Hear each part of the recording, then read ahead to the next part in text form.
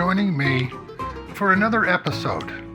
My name is Stefan Van Norden, and this is Nature Revisited. Our world is asking for gardens to be more, to light the way to a new relationship with nature, to be radical in their roots and their blooms. That is an excerpt from Benjamin Vogt's book, A New Garden Ethic. Benjamin Vogt lives in Lincoln, Nebraska, in the heart of the American prairie, where he finds inspiration for native, plant, prairie-inspired garden designs. He is a strong advocate for the native plant movement, which is starting to take root in the American garden. As gardeners, we all must realize that our gardens are not, nor should they be, places just for us. We need to start addressing the needs of other species and plants right in our gardens. In his book, Benjamin addresses these issues and makes the case for native plants, for native species, for rethinking our approach to the living planet, that we need a new garden ethic.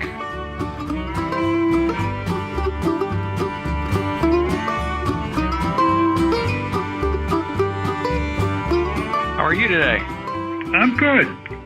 I finished your book, and every page I read is underlined. I really enjoyed reading your book. Thank you. Let's start first by getting a little bit of your background. And how did you find your way to Lincoln, Nebraska? How did I find my way to Lincoln, Nebraska, and how am I still here? That's the $2 million question. I was born in Oklahoma City. I lived 10 years there, and my family moved up to Minnesota, and I was there through high school. Then I did a bachelor's down at the University of Evansville in southern Indiana, and a master's at Ohio State. And I came out to Nebraska for my PhD, and I've sort of been here ever since. I guess I've been in Nebraska for 17 years now. So when did you first start showing an interest in nature, and in particular, the prairie? You know, I think the prairie has come more through my knowledge, experience, and appreciation of using native prairie plants in my garden. I never really gardened until we moved into this house in 2007, and I told my wife, hey, I want to start a garden. And I started big at 1,500 square feet. I just went nuts. Actually, it's probably closer to 2,000 square feet. But I was out there for like 8-9 hours a day in the blistering sun, digging away. Over time, I started to observe what wildlife was using, which specific plants and how they were using them, and that led me down to native plants, and it led me to being a 100% native plant gardener and learning about the larger ecosystem that these plants and wildlife come from, and that got me into prairie and the very dire threat that prairie ecosystems are under, and along with the prairie grasses and the flowers, the wildlife that are using them are under a lot of duress as well. Did your parents garden? Oh yeah, my mom was a pretty avid gardener, so I would tag along with her occasionally to the nursery, mostly just to sort of get out of the house a little bit. I didn't know anything about plants, and I would sometimes help my mom plant out in the garden just because it was enjoyable for a little bit of time. I was never the kid who was really into video games or staying inside. I at least wanted to be sitting outside somewhere. But you know, I can't really say with confidence that I learned anything from my mother other than just a general appreciation for plants and flowers and being outside. So let's go to your book, A New Garden Ethic. What brought you to write the book? Anger. Grief and anger, trying to process my grief for what I was witnessing and what I was experiencing, seeing in my garden, and what I was learning about as far as prairie destruction and conversion to croplands. And one day, I'm the kind of writer where now I can plan out things and plan out a book and write it, but I think sometimes my best writing, my my most evocative writing just comes out spur of the moment, and then I can edit it further and make it sharper. So one day I surprised myself, and I wrote a series of blog posts that was just saying, hey, we need to be using native plants. This is insane and ridiculous that we're using anything but them. Given the state of wildlife and the state of habitat loss, there's no excuse to be using other plants that privilege humans over wildlife and over wild places. I mean, so right there is the gist of a new garden ethic. We need to look at our design spaces, and those are usually in urban areas, and they're usually further in our backyards and front yards, our gardens. We need to rethink these design spaces as spaces not primarily for us, but primarily for the wildlife around us that give us our health and sort of give us our good fortune to have evolved into the creatures we are now today, because our resilience and our health is based on how healthy the insects and bugs around us are, and the spiders and the wasps and the birds and the snakes and all those good things. So a new garden ethic is about gardening for other species before us, if not at least alongside us, 50-50. Why do gardens matter then, and why are they important? Gardens matter for some of the reasons I've just stated. It's about thinking about that we are in a period of mass extinction right now, and we are the cause of that mass extinction. We have converted so much of the landscapes around us, certainly in urban areas where it's just monocultures of lawn and lots of asphalt, but certainly also in rural areas where it's monocultures of grain crops, soybeans and corn and wheat. So we have converted so much. We have taken away so much from the other cultures on this planet, the cultures of, again, insects, bugs, birds, and spiders. We need to find a way to give back to them, to make a stand for them, because it is very much about social justice for other species and letting those other species have a voice within our dominant culture. We have altered the planet so much. You think about how much CO2 is in the atmosphere, 415, 420 parts per million, that there is not one square inch left on this planet that has not in some way been fundamentally altered by our presence on this planet. So in that way, everything is a garden because we have touched everything. We have manipulated everything for our purposes. I know our traditional idea of a garden is this nice little flower patch outside the back door, but I think it's bigger than that, especially when you think about that tiny flower patch being connected to other tiny flower patches and being connected to a river or a woodland or a prairie that's down the road. There's all this interconnected habitat and all these habitat corridors. So a garden's out the back door, a garden's a farm field, garden is a park, garden is a front yard that you mow, garden is a desert. I mean, it's everything. Why do native plants matter? I mean, why are they important? So many species have evolved to use native plants. We know most famously monarch butterflies laying their eggs on milkweed plants. Their larvae, their caterpillars can only use milkweed. And we have these kind of relationships with a lot of insect and bug species. Even with bees, there are specialist bees who will only use the pollen of specific flowers that can be species or family or genera of flowers. So they will time their emergence. So these specialist bees' lifetime might only be 2, 3, 4 weeks long, and they are timing their emergence from the nest to coincide when a specific plant is flowering, because they need that specific pollen from that plant in order to reproduce and feed their young back in the new nest that they establish. So we have all these complex relationships where organisms have evolved over millennia, tens of thousands of years, even hundreds of thousands of years with native plants. So native plants are incredibly important and in ways we don't even fully understand. I know for a lot of people, just the question is, what is a native plant can be somewhat confusing. The plant that grows in New England and the one that grows in Nebraska, are they both native plants, and can both of them go into my garden? No, I'll just say no. I think New England aster is native to both of us. So we could each plant that in our gardens. The goal here is to be using a New England aster whose genetic makeup is local. So it's from the local ecoregion, it's the local ecotype or genotype, because that's what's best evolved to grow in the specific region. So if you take a New England aster whose seed source and whose biologic history is here from eastern Nebraska and put it in New England, it will grow in a different way. It might fail, or it might go gangbusters. I don't know, but And you have a plant that's native to you in New England. I have a native plant that's native to me in Nebraska. We don't want to switch those. I do not want to be using something that's native to southern New Mexico in Nebraska where we have more rain, because the thing is just going to get inundated with water and probably die. Certainly might not have the specialist relationships with fauna and wildlife that it needs to procreate up here. Quickly, what do you think of the great interest that Europe is showing towards the prairie plants? Yeah, I think there's positives and there's negatives. And I think the positive is that, well, you think about Kingsbury and Pete Outolf. Outolf has certainly drawn a lot of positive attention to our native prairie plants and how to use them in designs that are very evocative and aesthetically beautiful. I don't know if they're ecologically beautiful, but they're definitely aesthetically beautiful and are working more in a nature-based system than having just 3 feet of mulch in a plant. Our native prairie plants in Europe, are they as beneficial as they are here in our prairie and meadows?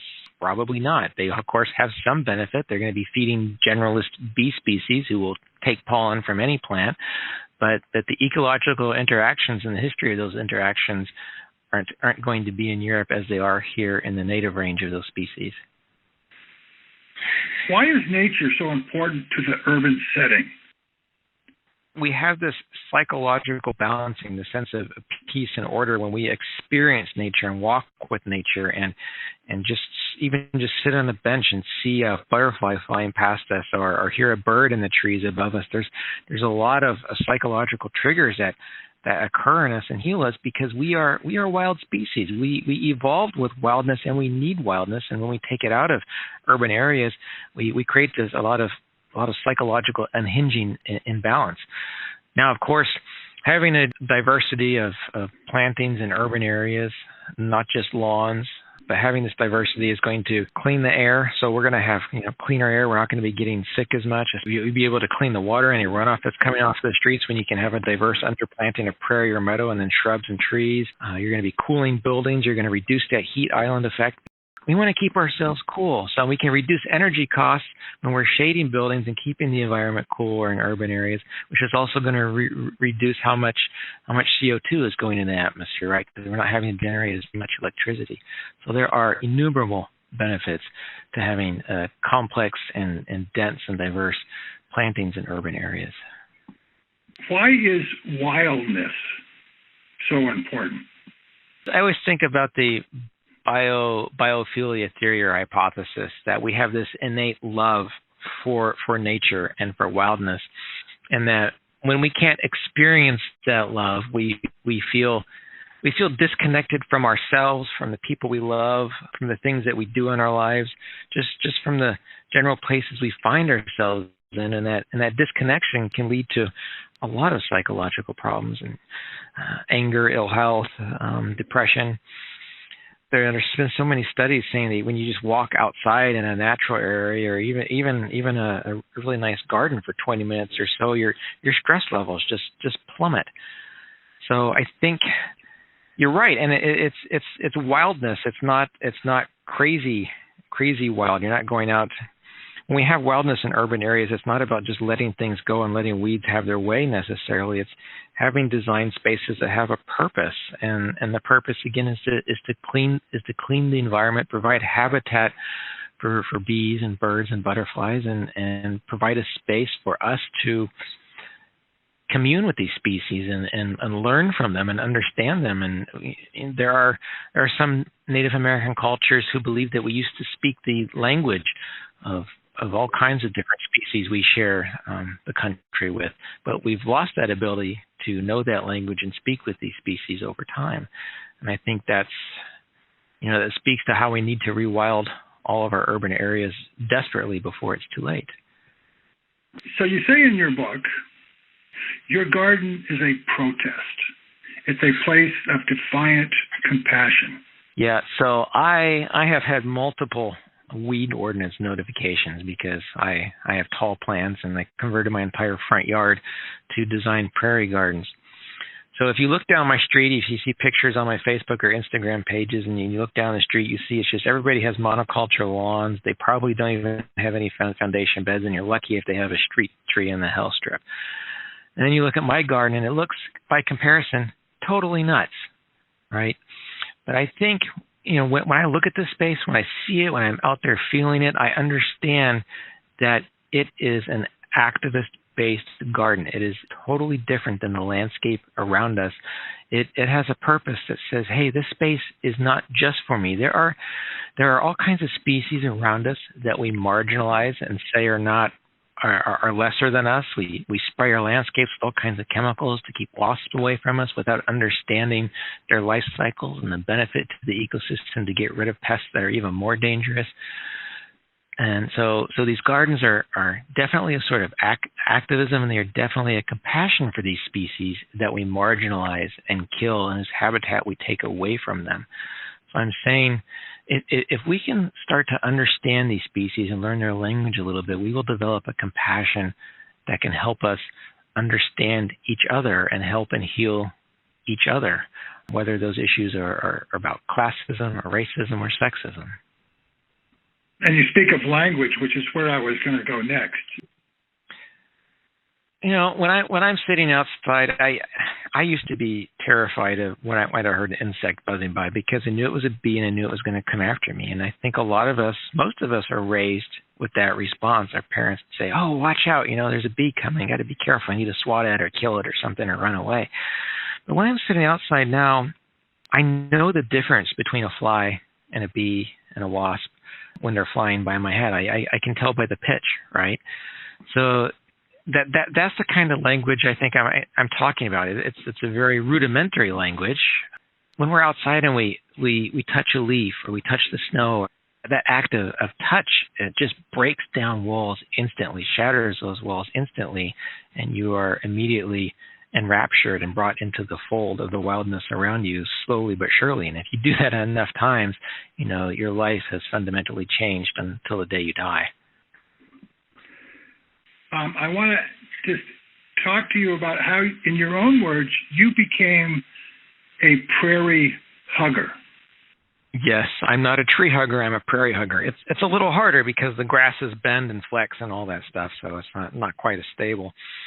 But yes, I am a prairie hugger, and that means I want to do what I can not only to conserve and restore prairie ecosystems, but to raise awareness about them in others.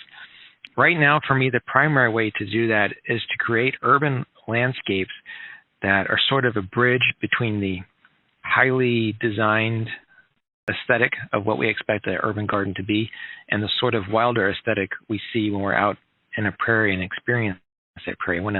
I want to create a bridge between the two, and hopefully some of the species will come in, especially the winged species who can fly those distances. But I want us to understand that the prairie is valuable. Our state capital here in Lincoln, Nebraska is surrounded by lawn that's watered daily and probably mowed 8 times a day from the way it looks. But the original plans for the state capital called for prairie to be around it, because it was a celebration of where we are, where we're from, and who we are. And how can you have that if you don't have the plants and the wildlife and the interactions therein? How can you possibly celebrate, love, admire, and know your home place without the plants that are native to that region? One of the things that I really loved in your book was when you described how you would sometimes walk into the prairie. I would really like you to share with my audience your love for the prairie and the importance of it.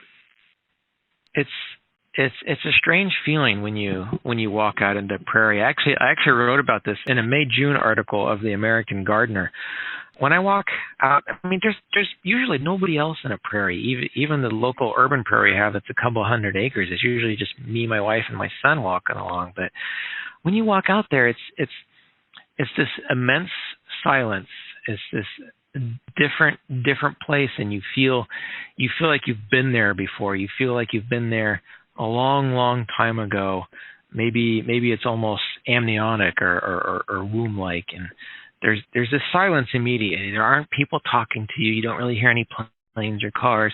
But then after a while, you notice it's not really silence. It's this incredible noise, this incredible conversation and chorus that's going on, because you start to hear locusts and cicadas and dick thistles calling in the brush, and everything just sort of drains away from you and you feel incredibly vulnerable and almost nervous and anxious. And then you realize that's how you're supposed to feel. That's how you're going to be opened up to the power and the other species that are out here communicating with one another, and that will hopefully allow them to communicate with you. My family and I were actually just walking the closest prairie to us a week or two ago, and God, it was right before lunch. We did not expect to see any megafauna out there, but then all of a sudden this deer comes leaping through the tall grass, about 50 yards away or something. We clearly spooked it from eating, and there it goes leaping. So you had essentially what is this negative space, this unending plain before you where the grasses are only about 2 or 3 feet tall in June, and then to have this other creature who has emotions and feelings very similar to your own, just compounding through this space, just made that creature feel more powerful and more resonant than if I saw it in a zoo or saw a picture of it or something. I had to experience its habitat, connect with it in its habitat to understand how alike we are. Native plants are a threat to an entire Western culture, an entire industry built foremost on nature as ornamental for human consumption. Love that quote. No, I'll go for it. I'm jumping in. That idea of native plants, again, when we go to a nursery to get plants, it's a moment of awe for us. We see, oh, that plant's cool. Look at those leaves. Look at that bloom type or color. I want that in my garden. I want that statue on the pedestal in my landscape. We don't stop to think, okay, that's a pretty plant to me, but who else is it pretty to? What species is it pretty to? Who's going to be using the leaves? What caterpillars are going to be eating it? What insects are going to be coming for the pollen? And is it good pollen? Is it good nutrition? That radical comes from using native plant species that fauna need and have to have and recognize. And we have to have landscapes that do show their wilder roots and use them in an aesthetic way that is at least somewhat pleasing to people, so that they understand and respect the wildness around them. We have to get away from monocultures of lawn. They are just so destructive and so poisonous and such a waste of resources. We take big risks when we pull up our front lawn and put in a prairie-inspired landscape, no matter how designed it looks and put together it looks. We take a huge risk because you're gonna stand out, right? It's the same thing with any sort of activism. You're calling attention to an issue that you know is important and you wish that other people knew was important, so that together you could act on it, because it matters a lot to all of us. There's not a day that goes by I don't look out my front window and expect to see an orange sign on a stake saying that I've been reported to weed control. I have great anxiety, even though I've converted 90% of my 1/4 acre suburban lot to meadow and prairie gardens. It's just a lot of risk, but we have to take the risk. We have to have more examples of wilder, naturalistic-based gardens in urban and suburban areas for us to start making a change and understanding what we have to do. We can't fit in anymore. One of the questions people always ask me is, do our gardens matter? And I always want to say yes. It's how we bring beauty and wildness to other people is by creating urban gardens. So I think the greatest power that gardens have is just waking us to wildness and other species, so that we're not only converting our home lawns to something more sustainable and biodiverse, but we're thinking, okay, this is great, but it's not nearly enough. I need to start advocating for these much larger spaces outside of urban areas and make an even bigger difference. What can we do? How can we have prairie strips going through farm fields? How can we have more shelter belts? How can we restore used up agricultural land into prairie or woodland or whatever it is, wherever you are? So you say you're working on another book? Yes, I'm trying to with a very loud toddler. What's your new book about? It is an introductory, basic guide to starting a naturalistic garden using native plants. It's for people who look at a wilder design landscape and think, boy, that's beautiful, but I just don't know where to start. I don't know the plants. I don't know how they lock together. I don't know how to layer. I don't know how to manage a space that isn't all about fertilizer and wood mulch. for people wanting to get away from unsustainable gardening, where it's 3 feet of wood mulch in a plant and 3 feet of wood mulch in a plant. Where do you start from square one? What is a native plant? Where do you find these native plants? How do you put them in a design that's ecological and aesthetically pleasing, especially to people who would call weed control on you?